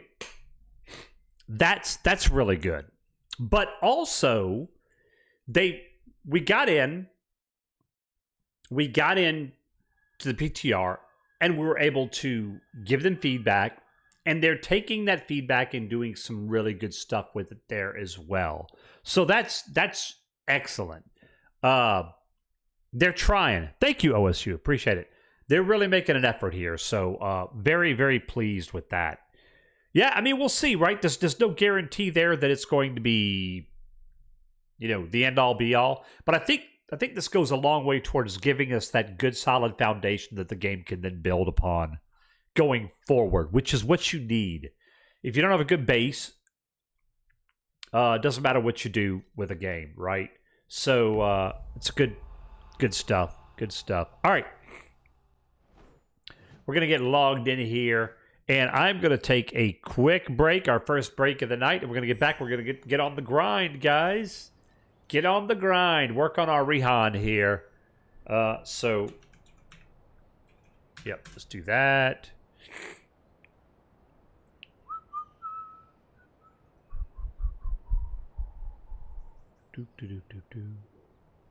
Where is...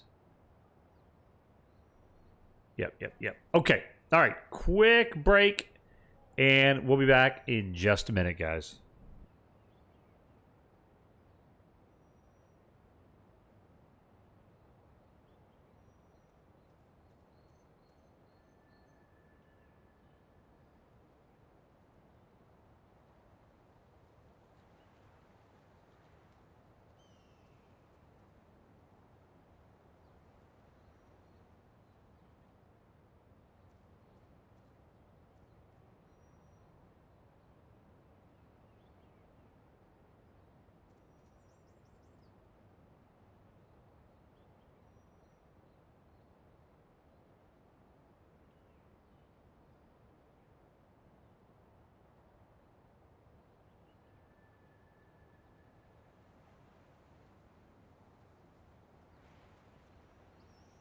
Drink.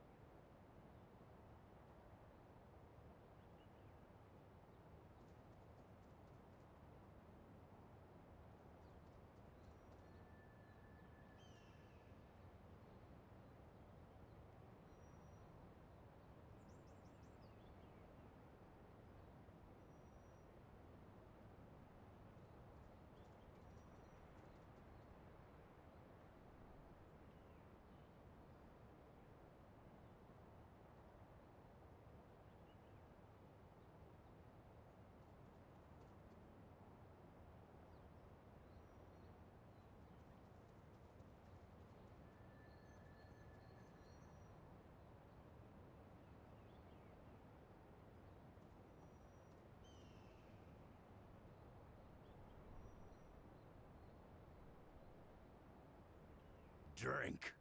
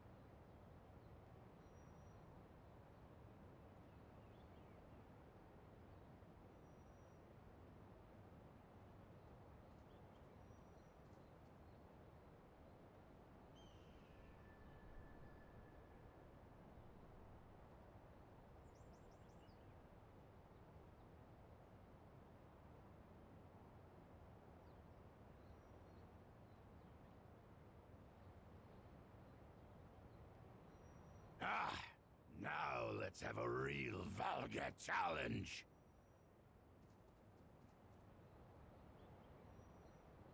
All right. We are back. Thank you, guys. All right, we got a lot to do. I know we're working on... Yeah. I don't remember where we're at on our... Okay, let me take a look. PowerPoints... Not as in the Microsoft one. So we're at 24.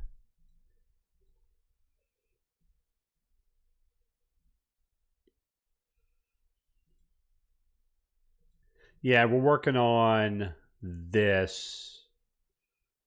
Okay, yeah. All right, good stuff.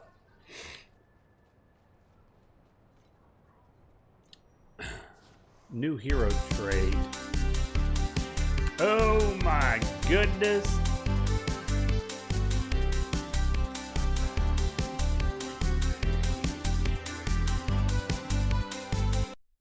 Super duper ultra megathon. Yes. Fame, thank you for the 83 months.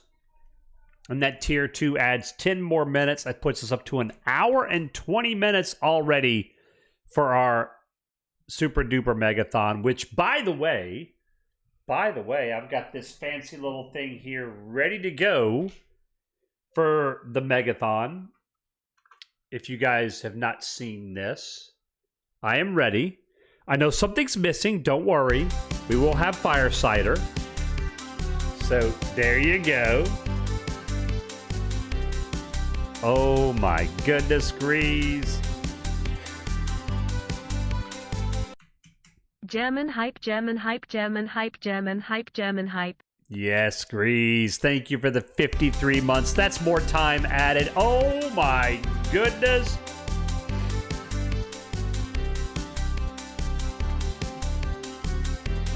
And Evoyne.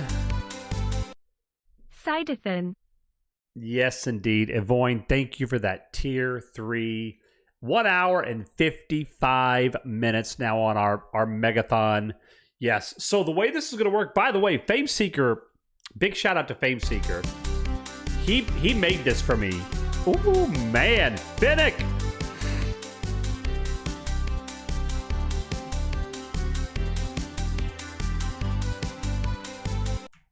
Oh my goodness. Finnick, thank you for the 40 months. 2 hours on our Megathon, which will begin May 10th, guys. So we'll see how it goes. We're going to be here at least 2 hours on that Friday evening.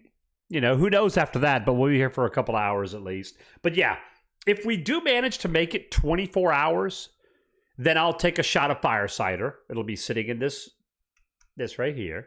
If we make it from Saturday to Sunday, I'll take another shot, right? So there you go. Good stuff. Yep. So, crazy stuff, man. Crazy stuff. Boop. All right. Let's, but thank you guys so much for those free subs. I appreciate it. All right. Oh, yeah. We need to see, now this, I don't know how this works. This is something new. Critical strike damage and steamroll. So I don't know how that works.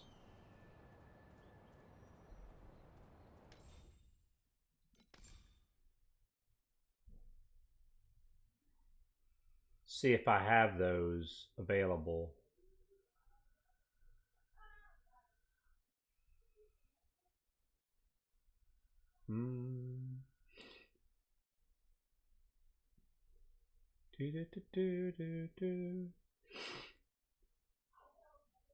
Slash.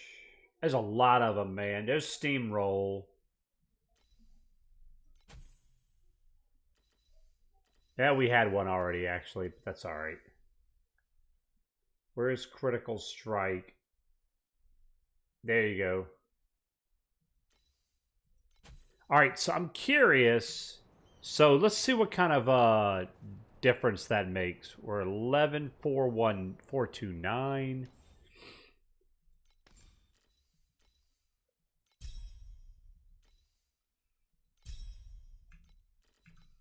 Oh. All right.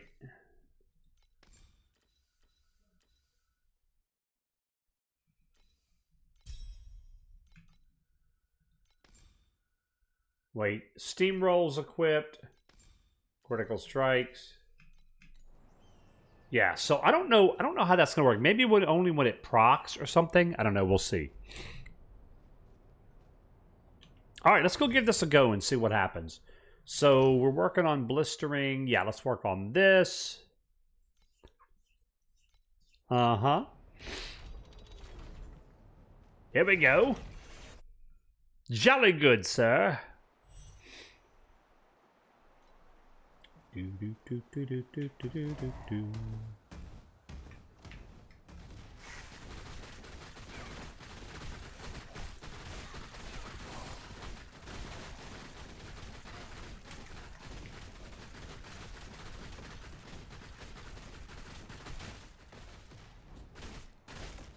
There we go. Still takes me a little getting used to this here. There we go. We'll take all those, that's for sure. All right.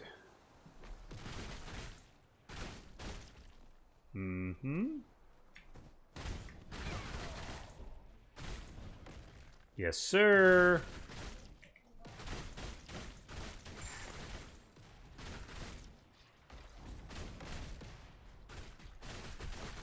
Thank you.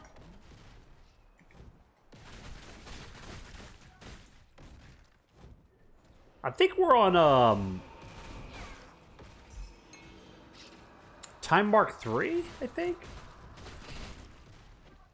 And it's going pretty good so far.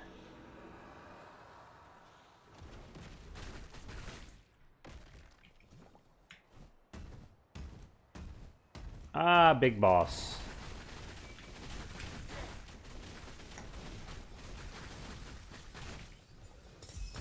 There we go. A hearty Valga battle indeed. Good stuff, good stuff. So we'll hopefully want to churn out a bunch of levels tonight, at least in the time we have. So let's see. Two-headed sword I cannot use. Shouldn't even bother looking at that. That we can... Oh, that's a one-handed hammer, never mind. Yep, okay. Very good. Yep. Grab all that. I want to see what we're getting. I know we can just hit claim all, but I want to see. Oh, we got quite a bit of stuff, man. That's kind of nice. Those are for heroes, unlocking hero traits. And those are permanent, not just for the season. Yep. That's a portrait. Okay, interesting. All right, good stuff, good stuff. Now, we got a couple things to open here. Yep, there we go. Very good. And that. All right, good stuff. So let's see. Can we handle... Well, we need one more. Let's take that. Okay.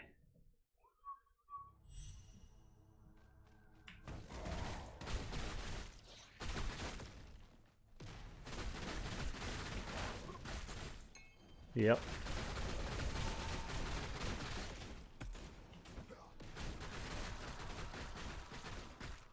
Uh-huh.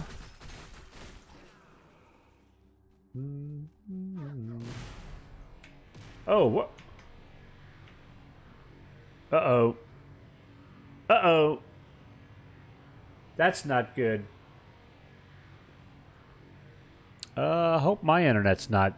Can you guys still see me? I can't tell if I'm having any issues. Network connection failed. Hey, Electricasms. Love it when you hammered that pause button. Ha ha ha. Oh, something's going on. Network request timed out. Well then.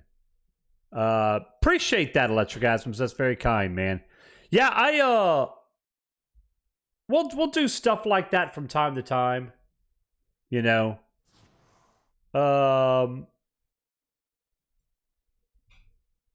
Still here? Okay. So did we have a disconnect at any point? Or no?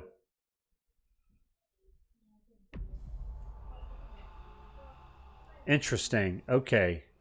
That's weird.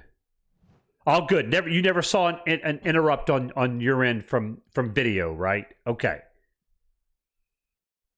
Yeah. No, I'm just trying to figure out if the disconnect was something with my internet, because if it was, then you guys would have seen an issue with my video. I don't know. How you doing? Yeah, doing good, Bionic. Good evening, buddy. How are you? All right. Well, that's cool. We'll get back in. All right. Let's see here. Well, that was unfortunate. I don't know if that means our... We'll see if we can get in. It looks like it's open. By the way, for those of you who are... Oh, good, we're still here. Good. For those of you that are still curious and interested to see Diablo 4 improve. Now, I get it. I know a lot of people are over it and are never going back. So I can understand that. But for those of you that are interested, do you think this is something that's going to... The changes they're making are something that's going to give you... Does this give you hope for the future of the game? Or are you kind of in wait-and-see mode? I got to tell you, man, I'm pretty excited with what I've seen so far. Does that mean it's going to be definitely an improvement and definitely a good... Season doesn't have a mechanic. I don't think so, Grease. I think the season is focusing... I mean, there is a seasonal quest where you can help the Blood Wolves and the Helltides, and you'll have a seasonal objective where you can earn rewards. Basically, it's going to be a faction that you can work on, right? But no, as far as like some kind of unique thing like vaults or stuff like that, I don't think we're going to have stuff like that, no. I think the main focus is on trying to get improve the overall base game, right? Let you guys, you'll be playing Season 4. Good. Major step forward. Yeah, Voltan. I agree. You know, and when I say that I'm very excited about the changes, and I think it's going to be great, that's not to say that I think it's all rainbows and butterflies now. I still think they have a lot of proving to do. I think they know that, right? And, ooh, Oh boy, they got me quick. So it's gonna be interesting. It's gonna be interesting. We'll see. I think it's a start. And the really good thing about it, guys, is what that means is once they get the basic foundation fixed, that means the improvements, then the new activities and things they add for future seasons, also new expansions, can be that much more focused on adding new variety and new content, you know. Wonder if it will feel underpowered like in Season 2. Oh, no. I really think, if anything, Grease, I think we're going to be way super overpowered. You're going to need things to challenge you, and I think that's where the deep levels of the pit, coupled with the, what are they called? The big Uber bosses, I forget what they called them. The level 200 bosses. Those are going to be, you're going to need those to challenge yourself, because I think every build with the tempering system and the masterworking, I think they're going to be really strong. Yeah. Even classes that are not, even the classes that are in like the C or D tier are going to be super strong. Yeah. So it's going to be good. Yeah, this is, I really believe this is going to be the season of power, you know? So yeah, it's going to be a lot of good stuff, man. All right, let's go try to take on this guy. Yeah, I hear minion necros are going to be ridiculously strong, like even more so than everybody else. I know they're nerfing barbs a little bit, and I'm okay with that. But yeah, it's good times, guys. It's a good time to be a Diablo 4 fan. Again, I'm not saying it's going to be guaranteed to fix everything, but I think they're showing that they really want to, and it's a good good sign for the future of things to come, you know.